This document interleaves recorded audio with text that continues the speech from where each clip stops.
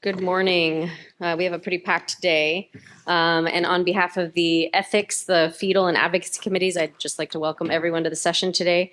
For some basic historical context, in 1973, Roe versus Wade, the Supreme Court ruled that a woman has a constitutional right to an abortion.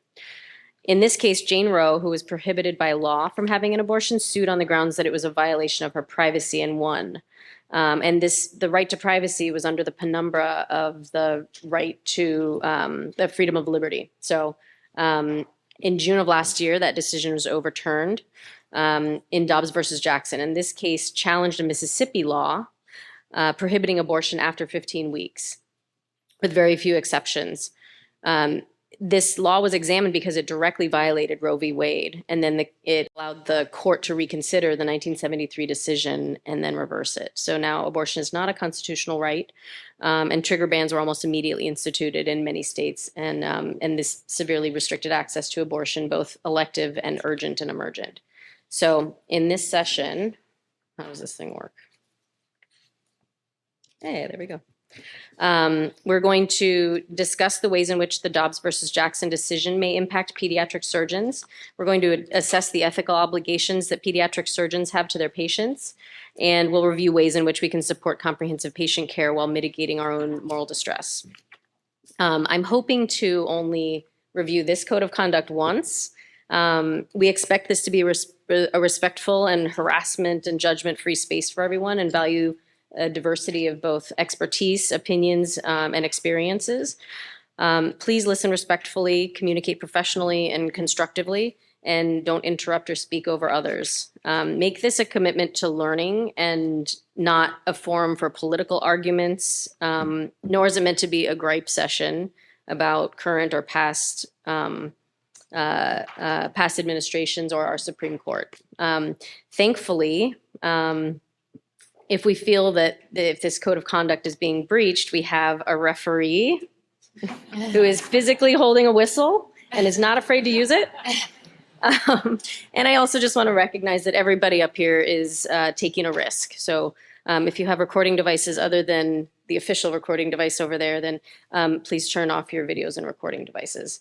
So without further ado, now that that's over, there's a couple of polling questions. We'll do 3 of them. So if you have your Whova app, you can open it up, hit the poll, and then just go through 1 through 3. And some of this information will be used just to inform us and the Advocacy Committee on where to go from here and what other educational opportunities there are. So does your institution have a policy on counseling and or care surrounding abortion? Yes, no, unsure, and my institution hasn't provided any communication or guidance. Do you know your state laws on abortion? Has your practice for prenatal counseling changed since the Dobbs versus Jackson decision? Yes, no, unsure, or prenatal counseling is not a part of my practice. And we'll get to the other questions at the end.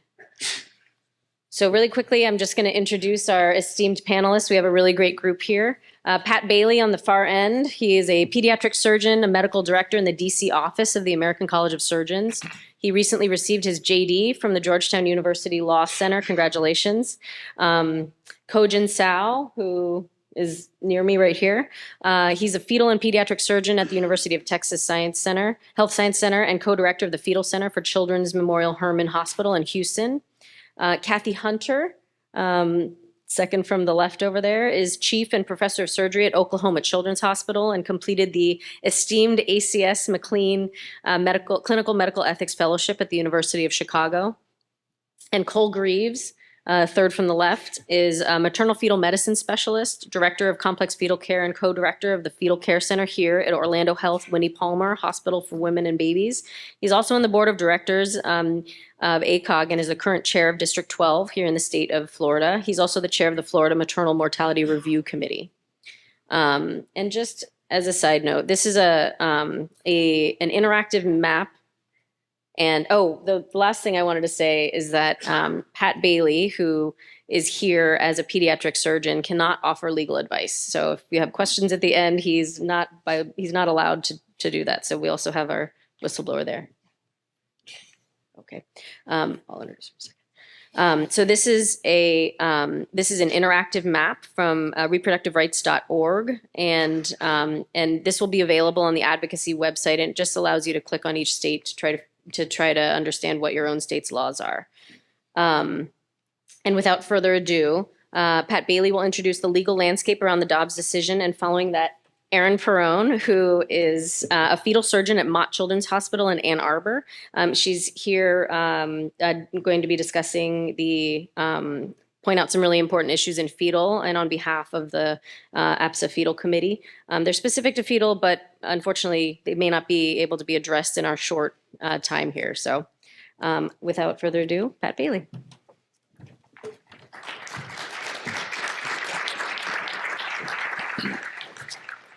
Good morning.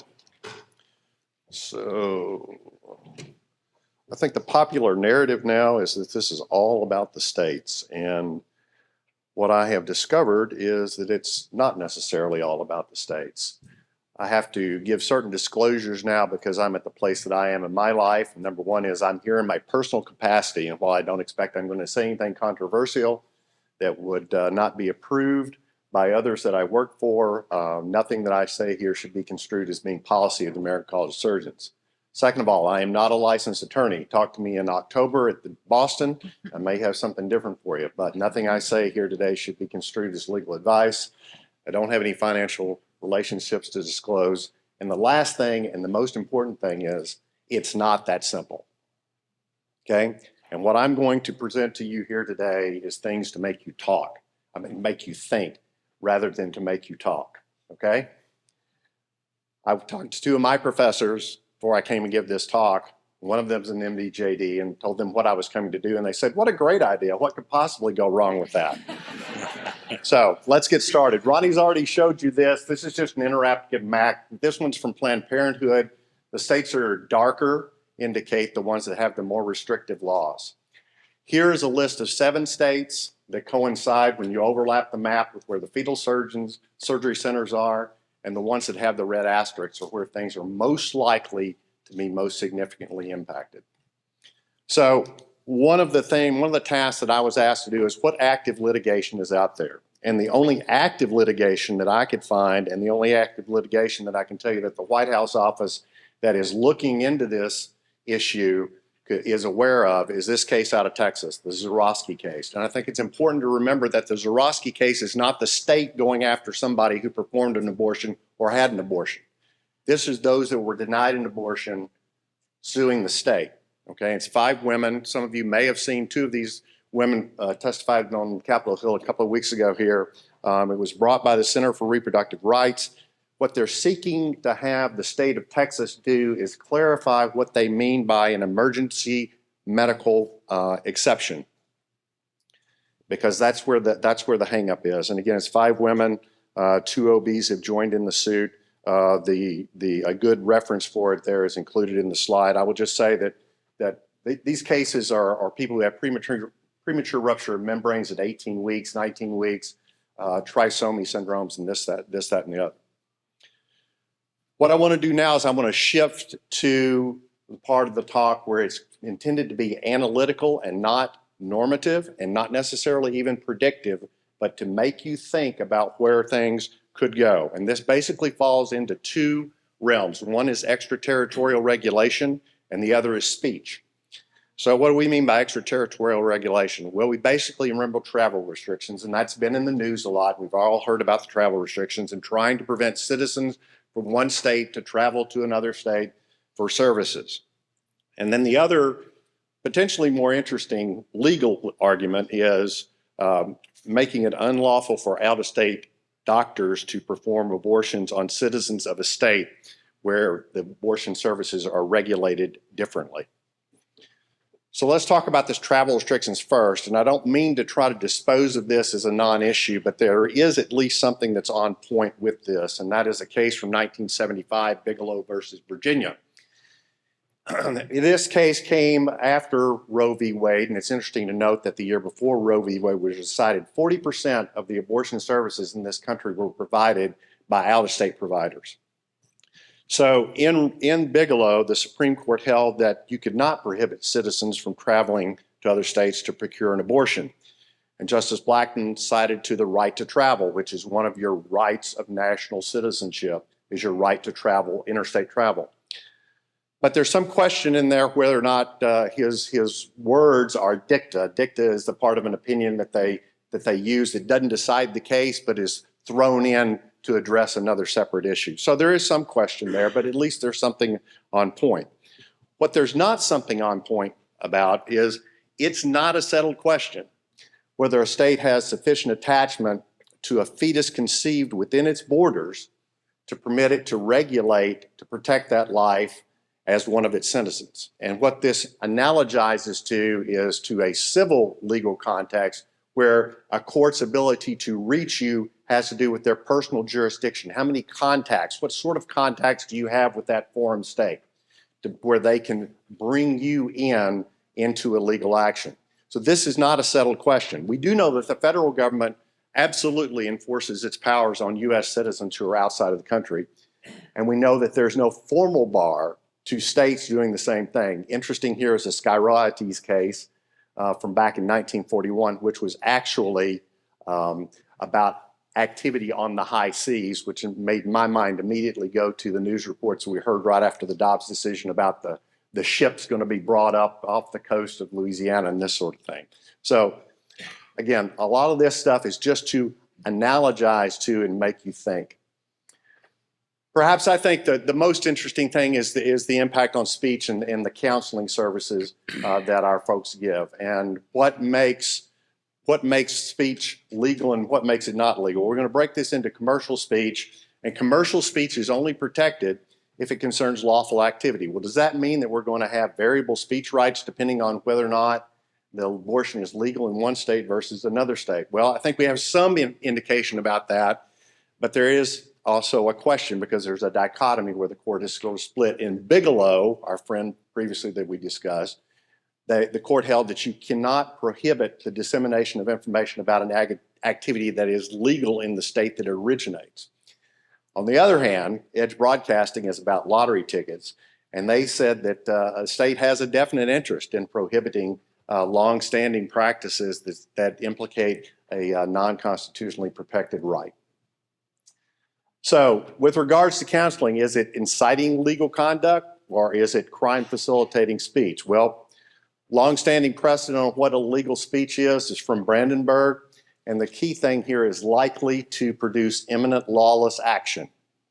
So how does Brandenburg then limit a state's capacity to not prevent against imminent lawless action, but rather that aid and abets? And aid and abets is two words that are exactly quoted from SB 8 in Texas. Well, the fact of the matter is the court has not confronted a First Amendment issue as yet, posed by speech that provides information that predictably assists a criminal activity, aids and abets that activity, but also has the potential to advance benefits, health benefits. The last thing I want to touch on is overchilling of speech, the overbreadth doctrine. A lot of speech cases deal with very unseemly things like the obscenity doctrine and that ilk. An example of overbreadth of speech in that context is a small township in Pennsylvania that wanted to outlaw all live performances because they were trying to get at a peep show. Well, you can't outlaw all live performances just to get at a peep show because that's too broad. So what we're talking about is speech is unconstitutional if it regulates substantially more speech than the First Amendment would allow. Overly broad speech is facially invalid, and the unique thing about it is that someone not impacted by it, a third party, actually has standing to raise an overbreadth challenge. So pose the question, is the ban on all prenatal counseling substantially overbroad? Absolutely it is. But is a ban on prenatal counseling that includes discussion of abortion substantially overbroad? Probably, but who knows? It's not been litigated.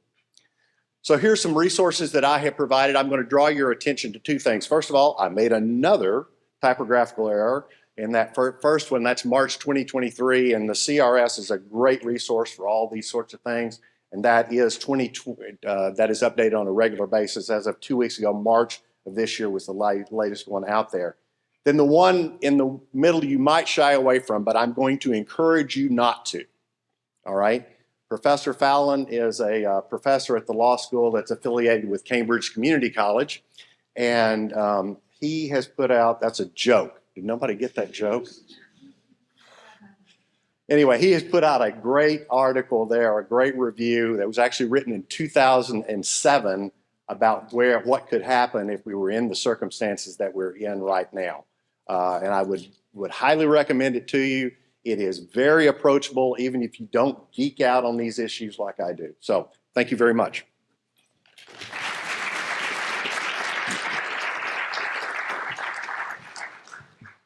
Good morning. So my only disclosure is that I work in a state that has legally protected reproductive rights. But I collaborate with multiple fetal surgeons around the country who are facing very difficult challenges when it comes to patient care.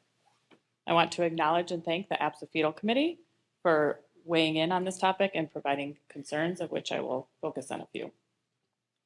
And my goal is to review the systematic issues that will face our field, both at the physician and the patient level. So for patients, there's a continued access to care issue, and it's widening.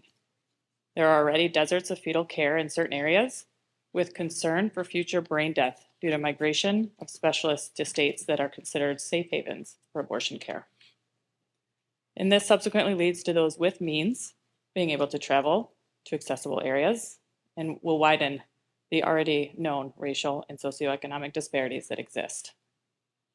For physicians and care teams, those in restricted areas are forced to make difficult decisions about what is best for an individual patient versus what is allowable by law. They now have to involve lawyers and ethics boards to review cases or refer to neighboring states or countries. This is not what any of us envisioned when we are going into medicine. And lastly, this will have a ripple effect on our training and likely lead to diminished expertise in fetal care in the future.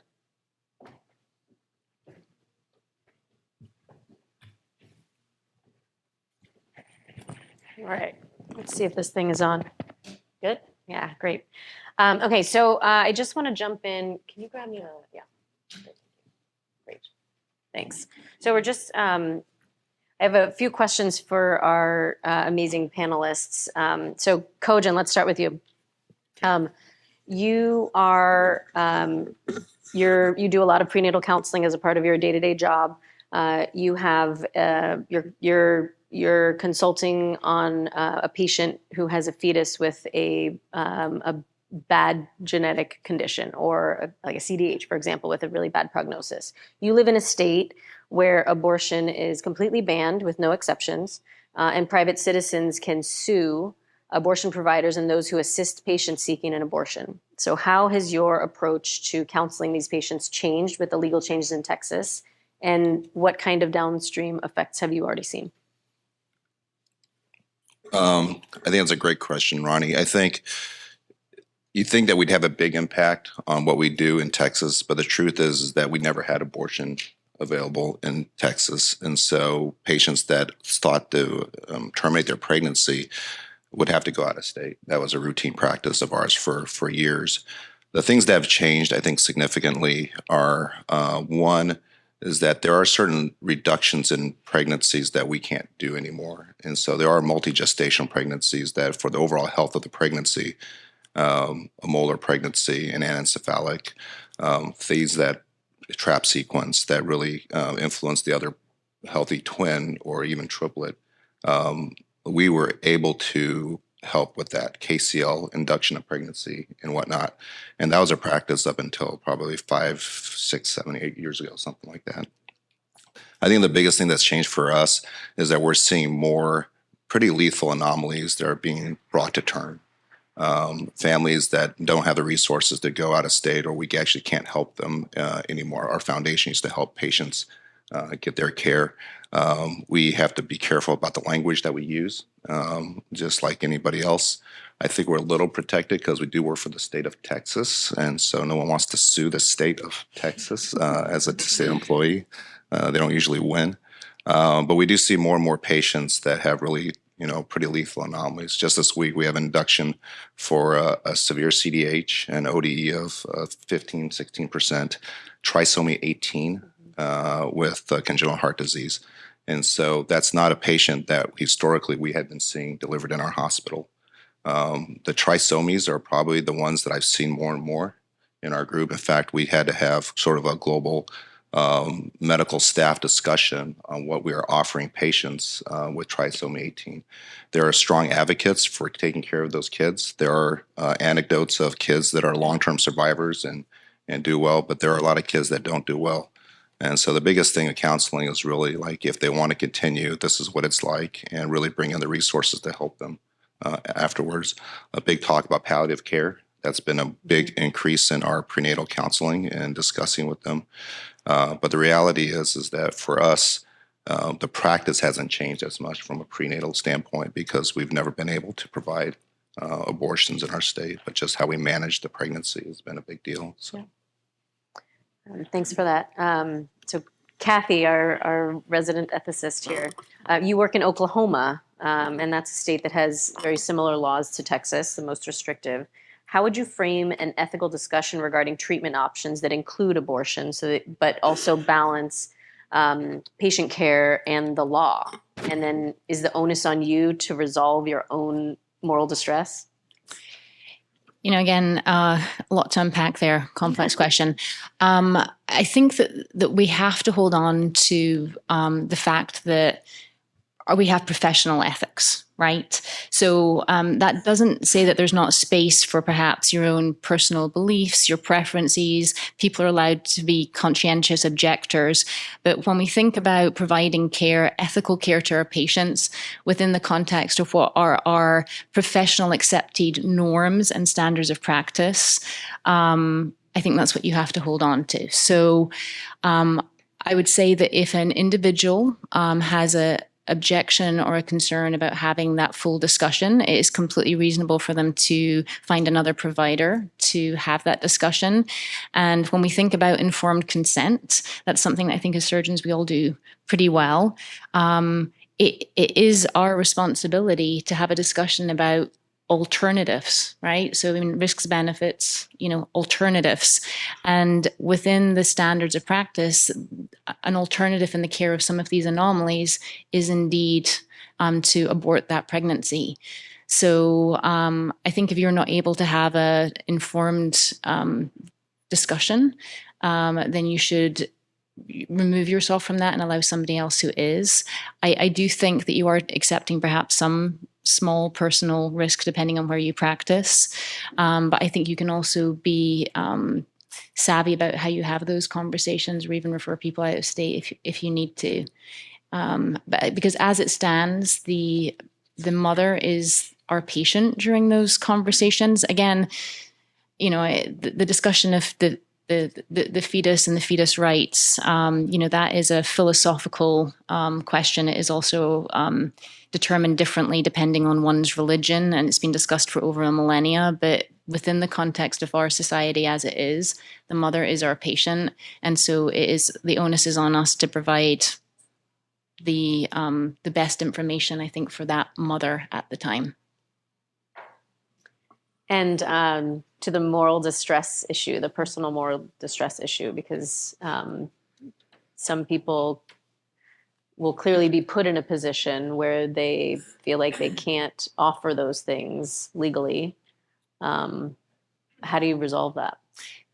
So I think it would be very important for folks to be aware that they're not alone. So if somebody is having a hard time working out how to navigate it, I mean, you already mentioned the engagement of some of the, ethics committees and whatnot, just making sure that you perhaps have a discussion. And I think that the onus should be on hospitals to make sure that those resources for some of those trickier conversations are available.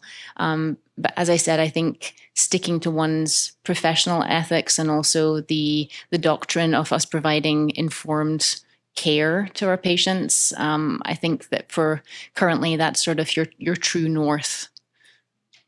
Thank you. Cole, so you deal a lot with disorders of monochorionic twins, trap sequence, which if some of you don't know, one twin is acardiac and the other twin's blood supply essentially supports that twin. TTTS, performing selective reductions, among other things. Tell us about your experience here with the current gestational age limits, which in Florida it's 15 weeks, with pending legislation potentially moving that back down to 6 weeks. Yeah, I appreciate the question, Ronnie.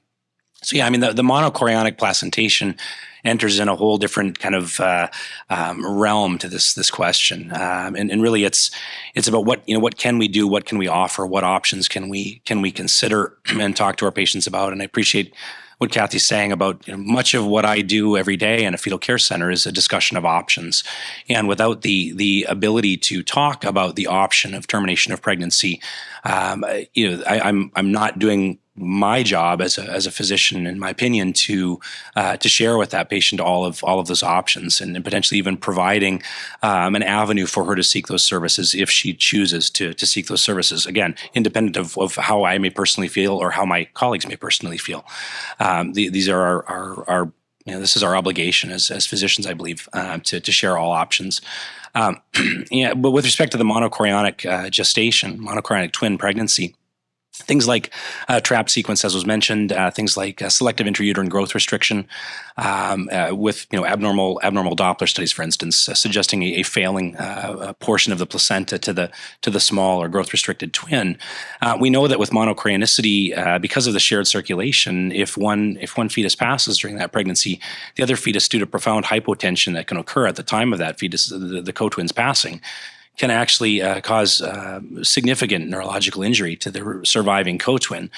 And bearing that in mind, occasionally we will go in with selective intrauterine growth restriction and actually perform laser to separate those two twins, knowing that death is likely imminent for the one. And in the process of doing that, one of those babies may actually pass, and the hope is that the other one will survive neurologically intact.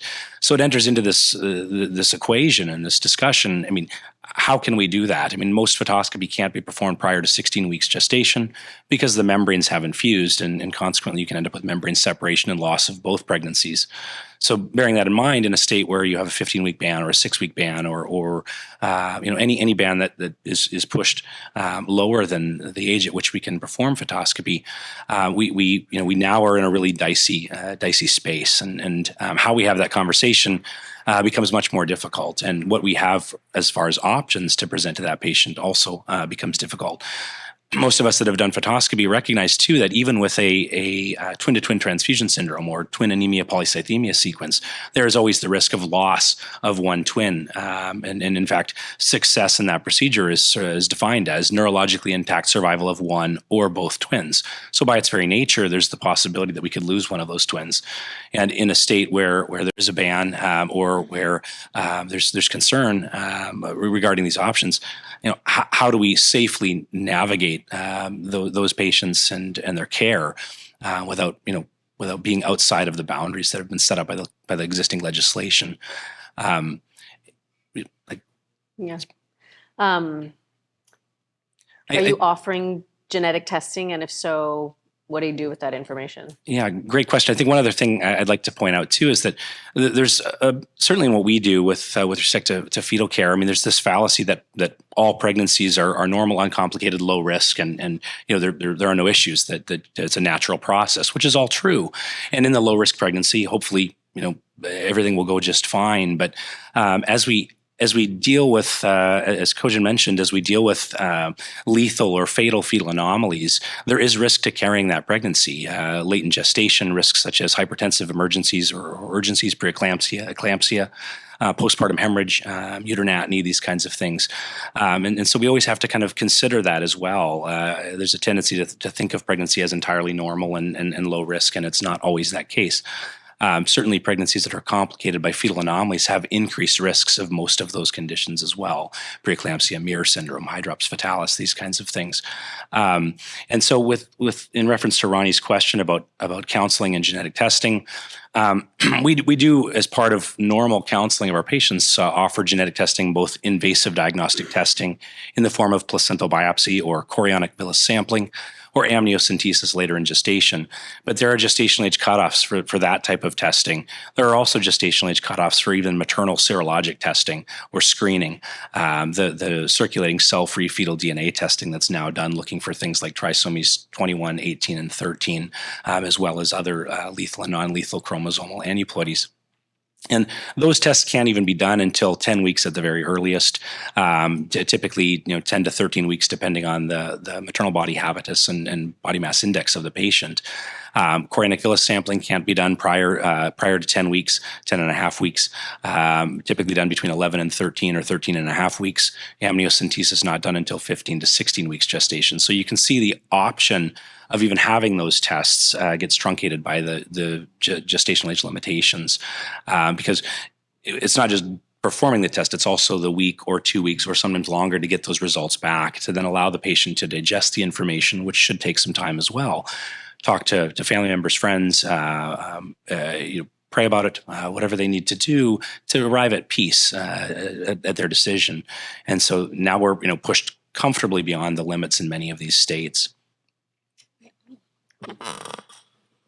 I think one of the things that is worth considering is when we think about the ethics of these situations, one of the core tenets is autonomy, right? So what we're really talking about is the autonomy of the mother here. Now, certainly there can be an antagonistic relationship between perhaps the autonomy of the fetus and that of the mother. But like you were saying, pregnancy isn't always a safe state. Should be a morally neutral state, but it isn't always a physiologically safe state. And there is, by the presence of some of these laws and the legal ramifications, almost this coercion to maintain the pregnant state and thereby losing the autonomy of the mother. And again, this gets back to what I was saying earlier. Some folks, from a philosophical perspective, believe one way or the other that the fetus perhaps has some rights. But in general, a fetus hasn't been considered a rights-bearing entity until after delivery within the typical interpretation of our society. I mean, there's some legal cases, of course, that are interesting. Maybe you'll discuss some of those.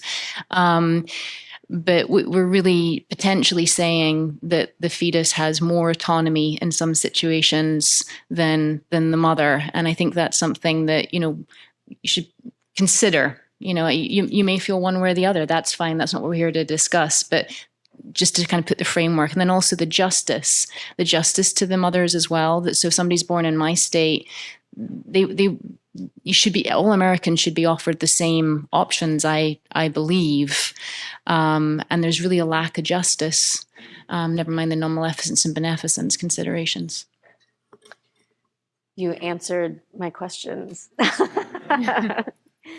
As always, good anticipation. So, Cole, MFMs in the most restrictive states are afraid to utter the word abortion. And in fact, one of the phrases I've heard floating around the MFM world is, I hear the weather's nice in Colorado this time of year. And that's just as a way to guide patients while avoiding the legal repercussions. So if you're practicing in one of the states that allow criminal charges to be brought against physicians, are you saying this to patients? And then how do you guide patients? How do you help them use resources that exist? And what happens if they don't have the resources? Because we've talked also, Aaron mentioned a little bit about the socioeconomic and racial disparities that are disproportionately affecting those who have fewer resources, which in this country are Black people and brown people. So, sorry, that's a lot to unpack, but I'll let you take it. No problem. I think it's very important. And as we talk about this, both in the Society for Maternal Fetal Medicine as well as the American College of Obstetricians and Gynecologists, we talk a lot about the importance of knowing what your state laws are, right? And knowing where the guardrails are and what you can and can't do. That's number one. Obviously, my heart goes out to my colleagues who are in states with such restrictive legislation that it's almost a medical gag order, right? They can't talk about options at all, nor provide or facilitate transfer to facilities where those options can be discussed or procedures performed. I mean, some of the most restrictive legislation, if you can imagine, surrounds ectopic pregnancy, which is by definition an obstetric emergency, because these are pregnancies outside of the womb, so in the fallopian tube, in the abdomen somewhere.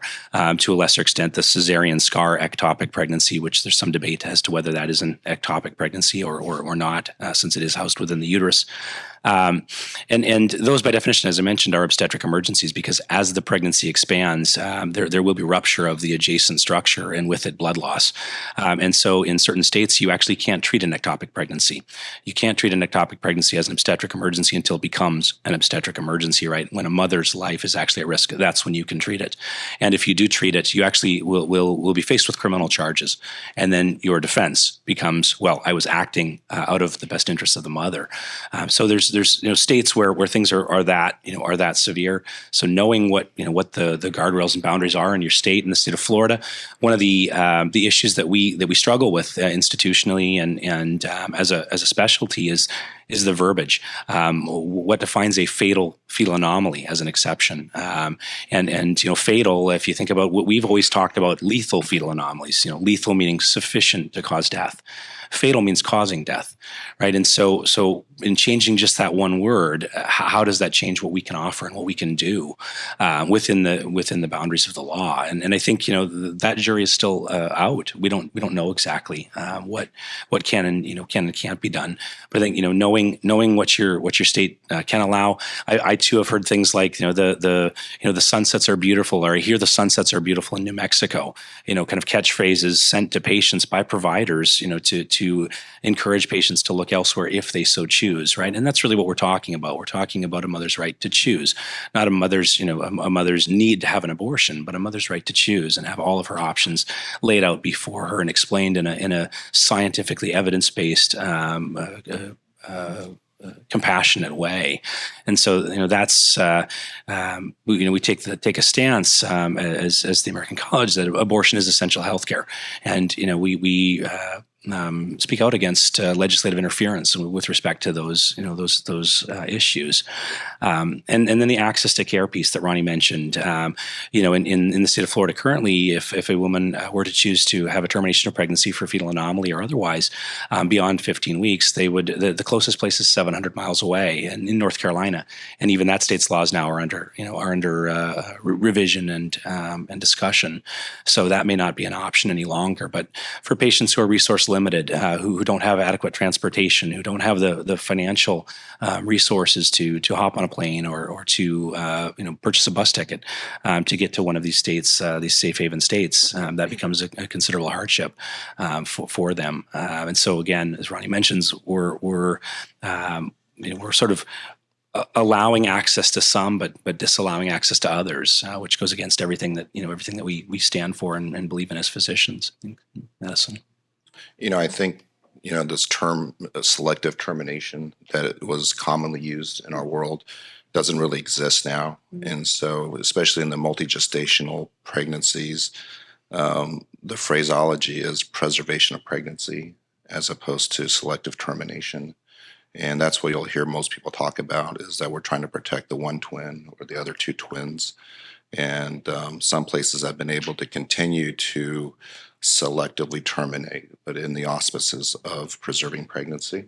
And that's the phrase that people are kind of using. Thanks for that correction. It's interesting how, semantics matter, right? Words matter, and the word choice you use matters. And so, and now more than ever, because the words that you use may actually have legal implications too. So cogent, I saw a recent interview with a physician talking to the media about recent or any advances in maternal fetal and fetoscopic surgery being cited as a way to save a fetus from an abortion. How do you prevent this disinformation? Yeah. There was no discussion in it about when these interventions happen and how, or any of the circumstances surrounding it. It was just almost weaponizing, if you will, fetal surgery. Yeah, I think there's no question that there is a tremendous misinformation or lack of education on the lawmakers. Certainly there's been a lot of advances in fetal therapy. We tackle diseases now that are more morbidity reduction as opposed to mortality prevention. Myelomeningocele is probably one of the most popular procedures that we do in this country now, and it's totally for morbidity only. But you're right. I think that the lawmakers are tremendously misinformed. Congressional debate last year was a representative from Washington that talked about fetal surgery as an alternative to abortion. And in that speech, she cited that now we can fix up to 20 organs. With fetal surgery. I could barely count 20 organs that I know of. And as you're counting in your head right now, I'd be surprised if you can get to 15. Yeah. The omentum is an organ. Right. And so, but that's now in the public record, and it is on the congressional floor, and people pick up on that, and they highlight little bits and pieces of that speech to help support their cause, and it's just wrong. And so I think part of the best thing about the current lawsuit in Texas, what Pat Bailey was mentioning, is just clarification of the law and what defines as emergencies, what defines as fatal anomalies, because that is not in there. And I imagine in most of the states it's also not in there. I think maybe only one state that I know of has tried to clarify, which is Indiana, maybe, which seems to be relatively reasonable as healthcare providers and, folks in medicine. That's all we're asking for, is to have better clarity. Whether you as a person have your own right to have an abortion electively, that's up to you. But as a healthcare professional trying to take care of patients, I just need clarity what I think is the right thing to do in medicine. And sometimes these things are just very, very restrictive and whatnot. Is it right to leave that clarification up to the courts? No, absolutely not. I think it has to be based off of the right information. And so, we've been contacted to provide medical expertise by all the legislatures for different things, and some of them are just totally mundane. Like, our representative want to know about this, and they come visit. Like, no one talked to any of the fetal centers. There's like 3 fetal centers in Texas, and I asked around. No one talked to anybody about what it is to take care of patients with fatal anomalies or what fetal surgery was and all that. And so it's just completely just misinformed, and then then you make up things like 20 organs and systems that you can fix. I think one of the things too about the idea of weaponizing fetal surgery in the argument, a lot of that ends up to me being about consent, and proper counseling, and this idea of sort of the fetal patient and the maternal patient.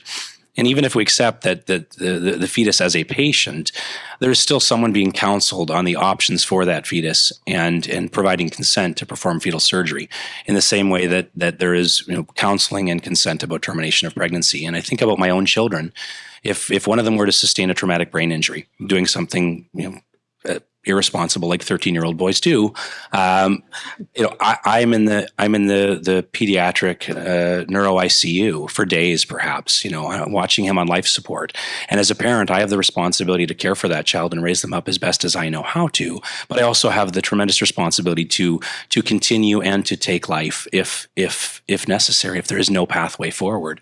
And so, in the case of lethal or fatal fetal anomalies, why are we kind of mincing words over these issues, and why are we not trusting families to make those decisions in the same way that we trust them to make decisions about their fetal patient undergoing fetal surgery or some type of fetal procedure? So, for centuries, moms and dads have been asked to take responsibility for their children.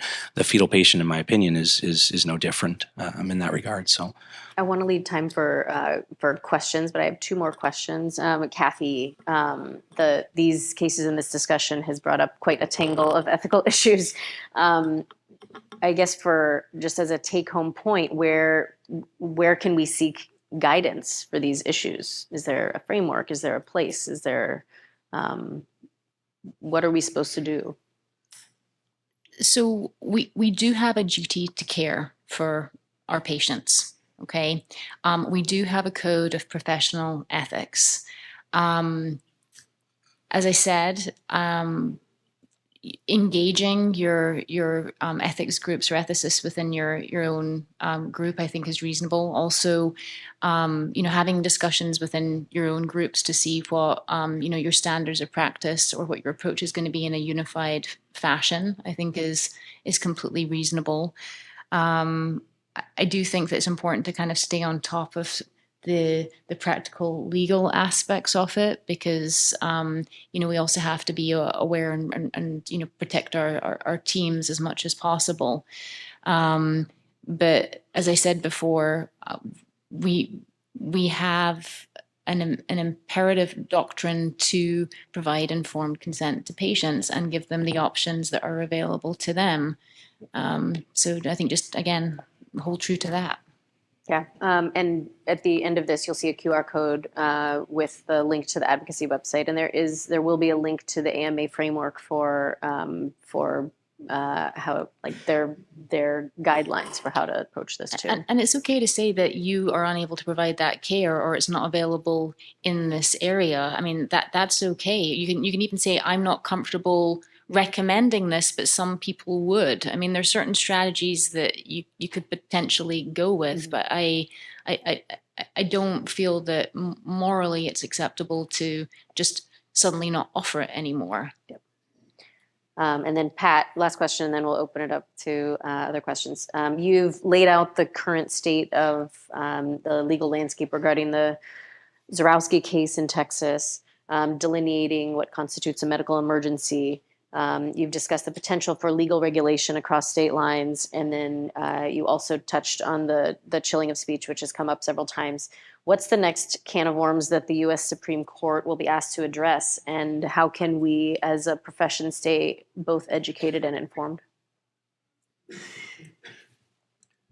So I think that we're going to get at least a partial answer for the case that's most prominently in the news with the Zarowski case about the medical emergency. So they're going to go down that path. I guess what I hope that they do is that we go down this speech path.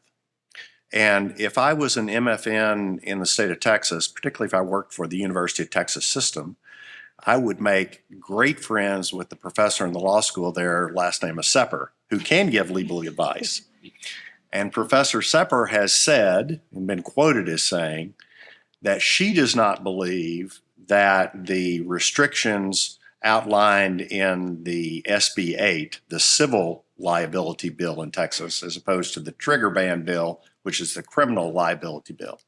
She believes that the restrictions there about aid and abet are put down by a further provision in the law where it says that nothing shall be construed to impair your speech rights.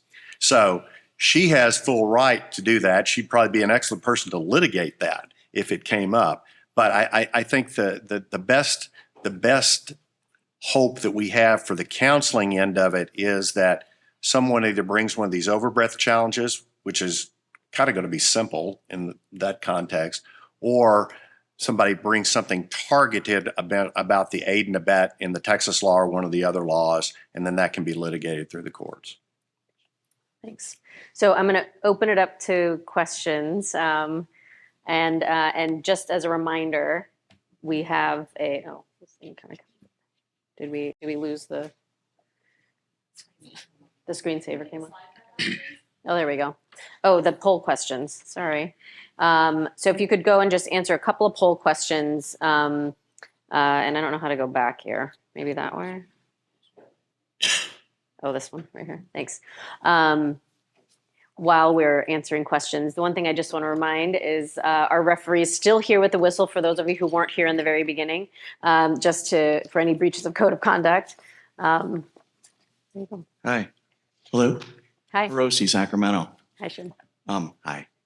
I wanted to bring up a little bit of historical perspective. When Koji and I were in the lab working with Mike Harrison, actually, inventing some of these operations, there was even in the city of San Francisco, there were protests about fetal surgery and about violating the sanctity of the womb and working on a patient that had no ability to consent, et cetera, et cetera.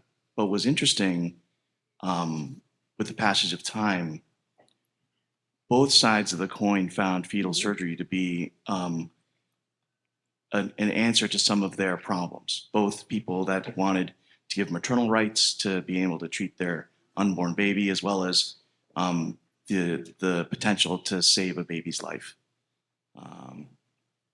And Mike was a great example for this, for a lot of things actually, but specifically for this issue. And he remained very neutral about it to the end, and was a great example of how to be able to open discussions between groups with very different perspectives and get them to understand that what he and we were doing could benefit both of their perspectives. I think a lot of these conversations in our groups show a lot of our biases, and I share them. And I become outraged myself when I think about the inability to treat ectopic pregnancy. My wife is an MFM, and it's probably why I can do fetal surgery, because I have a built-in consult. But in all honesty, to move this needle forward, you got to put that outrage aside, and you got to figure out how to have a civil conversation where you respect other people's opinions, regardless of how you feel about them. And we got to move the needle. And finally, my last part about this ectopic pregnancy thing is it's to me, and maybe, I hate the term slippery slopes, but to me it sounds like, so then you're gonna then tell me that when I have a mass casualty incident and I've got a triage patients that I'm gonna get litigated against because I let someone that has vital signs die because I felt that they were, because they had a lethal anomaly or a lethal problem. And it doesn't seem to me to be a far jump to do that. But again, thank you for putting this on. Just wanted to give some perspective on what it was like in the beginning. But the truth is, it's still the same issue between our two different sides. And there's people that feel vehemently pro and against fetal surgery because of these beliefs. Thank you, Shin. Hi, Ronnie Marwan, University of Missouri. So thanks for putting this together. One of the things that you have to think about within the context of the moral obligation and the beneficence, there's going to be an access issue. If you think about, take the complicated monochorionic pregnancies with a shift from selective termination to preservation, like Kojin was saying. The other aspect of it, now we're going to potentially offer laser for separation of fate, so that we're not really terminating the pregnancy or preserving the pregnancy. But now that puts a completely different complicated patient cohort where there might be better access to these patients if you're going to say, I'm going to do an SFLP to separate their fates, and it's not a termination of pregnancy. And how will that affect the pregnancy? Is it putting the mom at a more risk? Is it avoiding the sink of the anomalous twin? But I think that's going to be a trickle-down effect of what's happening if we, as the subject matter experts, are not going to intervene. I think one of the themes that I'm hearing here too is just education of people who aren't in our field.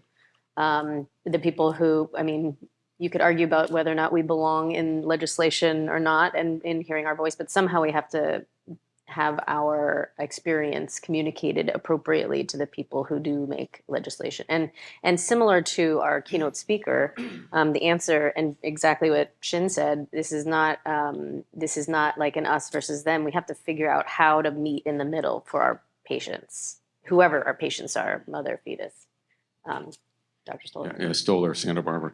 I have a comment, some historical perspective, and a question.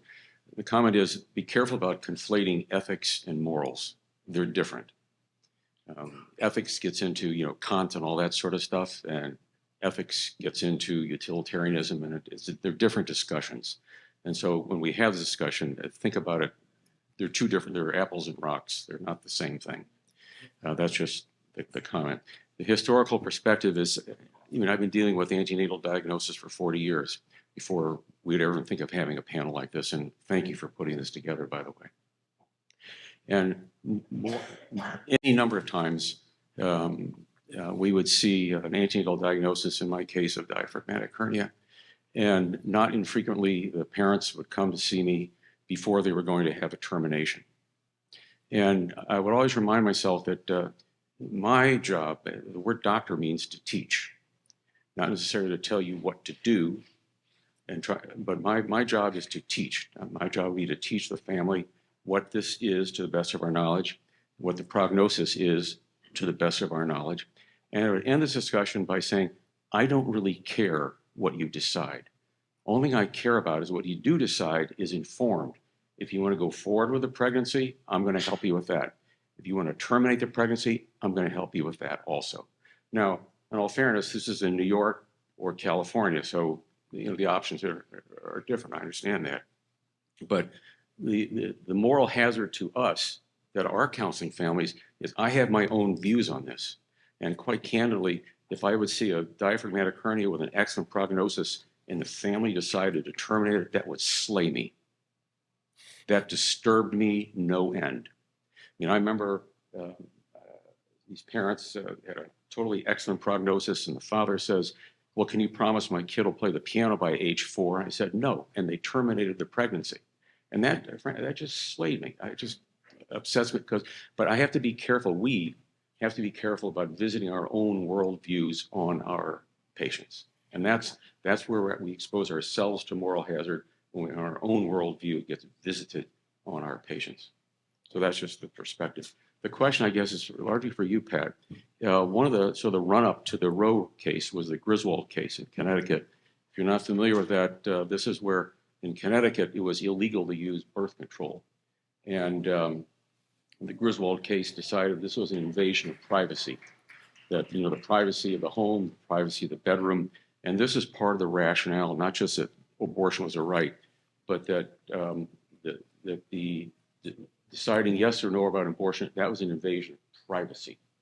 And so now that the Roe decision's been reversed, the Griswold decision is being talked about also so I'm seeing a slippery slope. And I know you can't give legal advice and counsel, but you know more about this than any of us do. So if you could talk about that issue, I'd appreciate it. So I was fortunate to have 4 sections of constitutional law from 2 professors at 2 different law schools that have a completely different perspective on things. One guy argued the case of Raich, which was a very libertarian case about Commerce Clause and the use of marijuana, and lost. The other guy is a uber liberal labor lawyer who is way off on that side. And so I think, Charlie, that yes, Griswold is where we began to expand the definition of substantive due process rights. And that is necessary because of a case from 1872 that was actually decided by an MD, or written by an MD-JD named Justice Miller, which did away with the Privileges and Immunities Clause of the 14th Amendment. But from Griswold, it expanded out and it became the Lawrence v. Texas case, which is consensual sexual relations between same-sex couples. And it became Romer versus Evans, which was the marriage between same-sex couples. I don't think that we are on a slippery slope. And I'm going to give you not my legal reasoning for that, but my personal experience reasoning for that. I spent a week last year, 4 hours for 5 days with a circuit court judge on the Third Circuit Court of Appeals. And he's been nominated to the court for the Supreme Court twice. He was a Georgetown Law alum. His daughter was in my class. And he spent time talking to us about the First Amendment and the Second Amendment. And it came at a time when I was really needing somebody to give me some restoration of hope in my government. And he spent as much time in that class telling us about the processes that he and his colleagues on the Third Circuit go through when they decide cases from all different perspectives and how collegial that they are. And so I guess what I'm saying is I don't believe that there is a pretext or there is a predetermination about what people are going to do. I've still got that faith. And I'm going to hang on to that faith. And so I think that in Justice Alito's opinion, he was pretty specific that this is for this. This is not for Romer v. Evans. This is not for Lawrence v. Texas, and it's certainly not for Griswold. And I'm going to choose to believe that. We're running short on time, but I want to make room for another question. And for those of you who have to be somewhere else, feel free to go to that place. Hi, Ina Lobeck, Madison, Wisconsin. So as a fetal interventionist in a state that no longer allows termination, what I really struggle with is encountering the trend of patients feeling obligated to continue pregnancy either because they don't have the resources to go to another state or feeling like they have to sacrifice their autonomy for the sake of the law because they're afraid. And, you know, what that leads to for us is the Ludo patients who, you know, family is rural and can't deal with a baby on dialysis, but now is going to have a baby on dialysis, or having a pregnant patient with a fetus with a large, you know, cervical teratoma who also has trisomy 13 and who also has congenital heart disease. And now the mom is asking for an exit, putting herself at risk.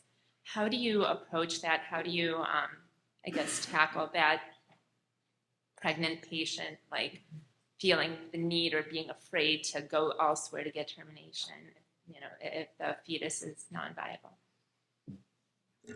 Yeah, I think that's our clinical dilemma, you know, as folks. And I think if there was a take-home message that I would give to the people, the pediatric surgeons, is that these are patients that are going to come. You're going to have more and more of these really complicated, maybe not great outcomes, semi-lethal, lethal patients that come into your hospital. I don't think you can help them with their moral distress, you know, as a physician. I think that's incredibly challenging, you know, what they decide to do on their own with the confines of society and their own personal beliefs.